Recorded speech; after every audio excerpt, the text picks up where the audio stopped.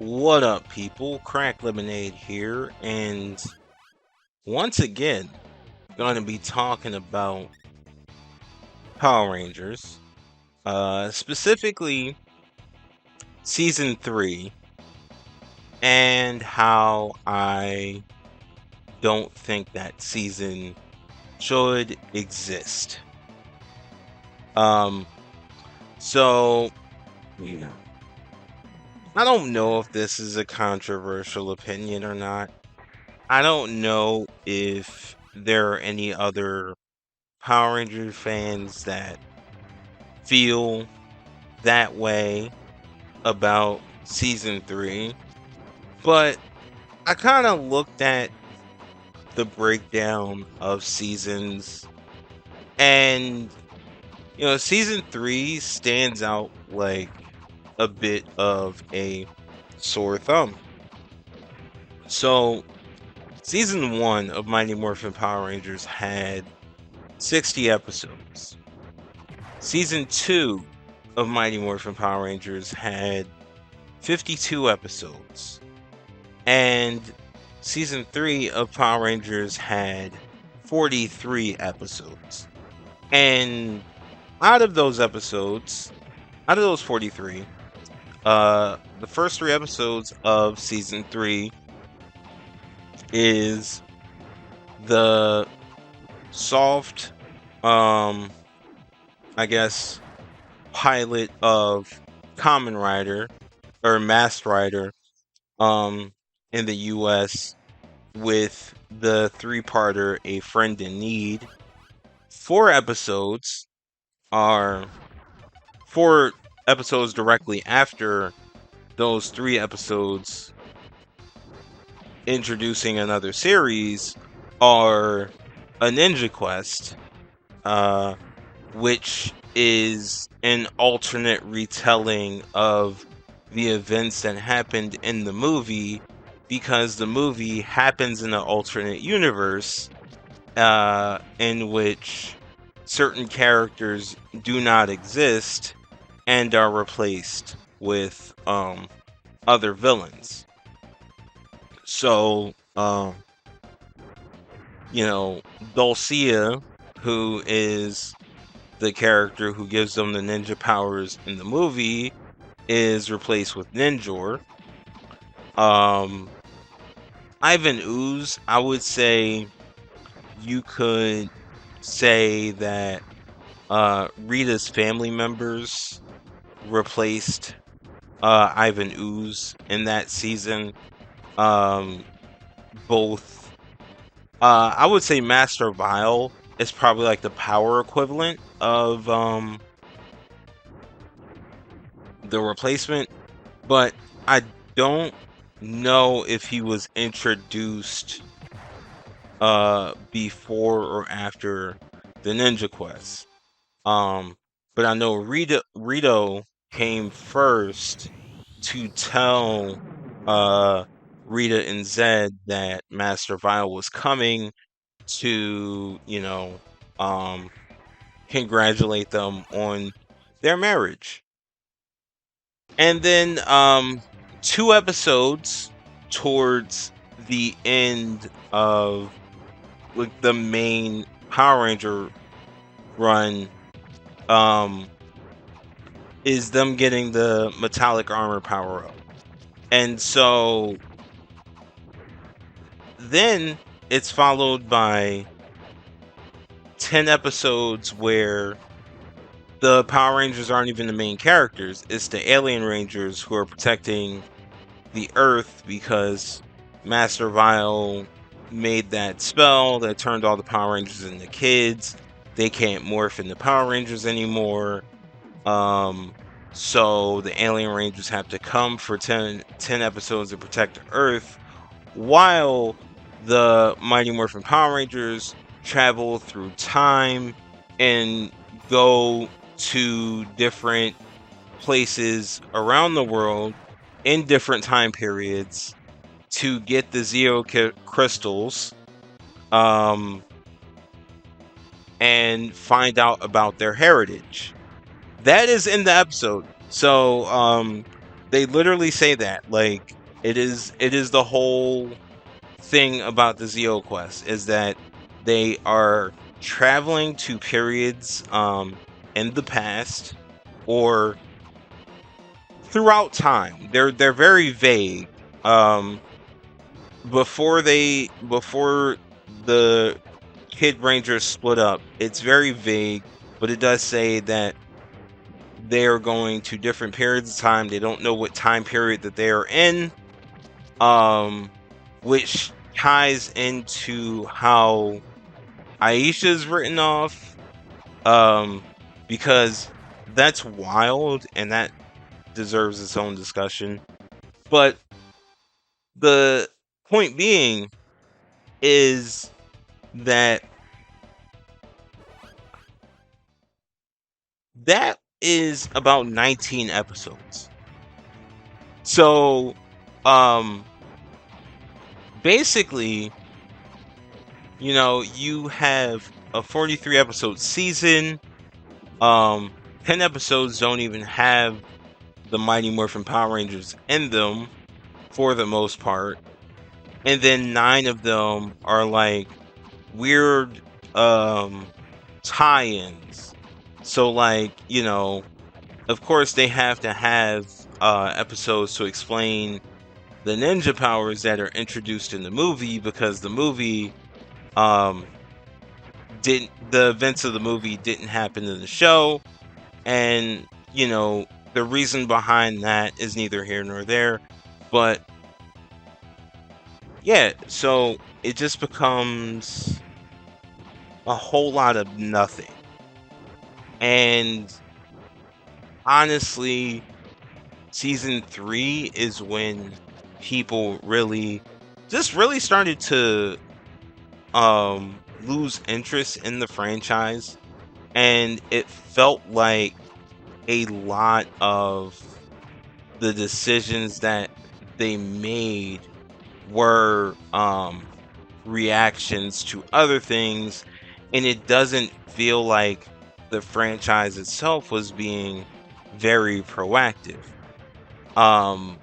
Because at the end of the day, uh we lose the we lose Kimberly in season 3, and we do lose Aisha at the end of season 3.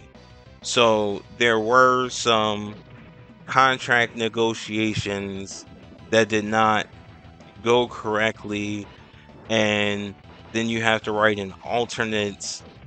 And seasons 1 and 2 were good.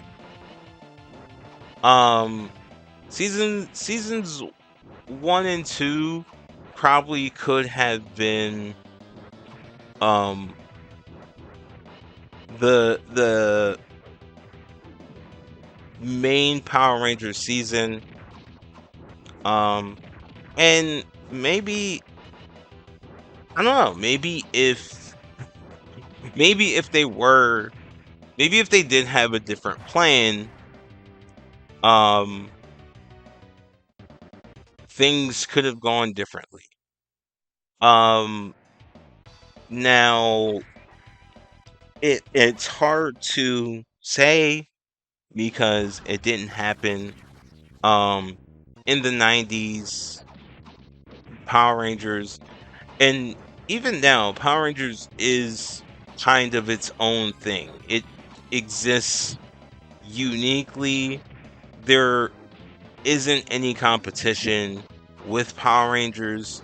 The only competition that Power Rangers had was with itself, when Saban basically cornered the market and got the rights to Metal Heroes, um, and the other shows that he got the rights to, and including making his own, or trying to make his own uh, independently produced show, Mystic Knights of Tirna. There were, like, in the early run of Power Rangers, there were shows that tried to mimic what Power Rangers did, but at the same time, they did not. Um, they did not stand the test of time. They did not, you know, stand on their own. Um, they were blatant um, knockoffs of Power Rangers. So when it comes to that, I just kind of I think that the lack of competition for Power Rangers probably was its own downfall because it got so huge and there was nowhere else for it to go. And it wasn't, and the fact that Power Rangers was very unique based off of a Japanese show, and there really wasn't a lot of Japanese style television out here in the US yet in the 90s, and I'm specifically talking in the 90s. It basically got lumped in as a kid show. And if you go back to the type of cartoons and shows that were on Fox Kids and Kids WB at the time, you have a very broad array of shows. You have a broad array of cartoons. You have a broad array of like kind of superhero things. Well, not really a broad array. Like it was basically Batman, X-Men, uh Superman, The Adventures of Superman, and the Batman Superman Adventures. And that eventually evolved into Batman Beyond, and yeah, so but those two like things aren't necessarily competing with each other. So you don't have, I don't know, it just didn't, it feels like Power Rangers had nothing to compete against. So it was just the creators were just focused on milking, milking as much as possible. So I think that's a possibility. Another thing that I do want to point out, since doing these videos, that I really didn't understand, is that I'm getting more Power Rangers related things recommended to me. So I saw a reel that explained to me what the Omega Rangers are in the Boom Comics universe, and I've been getting a lot of reels about the Boom Comics, and without me looking into, I've never really looked into what the uh what the Boom Comics were, or like looked into issues specifically. Um, I was talking around calling it fan fiction, but it totally is fan fiction. I did not know that, like, basically, the Omega Rangers are like this alternate thing that Jason, Trini, and Zach go to uh and fight with because they were written off the show. So this kind of ties back into my first video where I say, like, I'm not referring to the comics, and I think I say that, maybe a lot of the things that I point out in the show, um they probably address in the comics, which seems like it's the case. It seems like um outside of some of the spin-off stuff that I've seen, like Power Rangers in the Justice League, Power Rangers and Godzilla or whatever, um I assume that some of these arcs and issues of the comics go and address a lot of the plot gaps that exist in Power Rangers, which is fine. It's just very much not for me. I as much as I am saying that maybe season 3 didn't exist, um there's aspects of me that I just don't think that like I could fix the franchise or save the franchise. My only note is that in my only observation from kind of looking at the breakdown of season 3 is that it wasn't planning ahead. It felt like season 3 was just a lot of padding. And maybe the approach that they should have gone with the movie is like sunsetting the Mighty Morphin Power Rangers and like introducing a new team. And, you know, I don't know, maybe either have the movie be them defeat like Rita and Zed once and for all, and then like you can have a hint that like a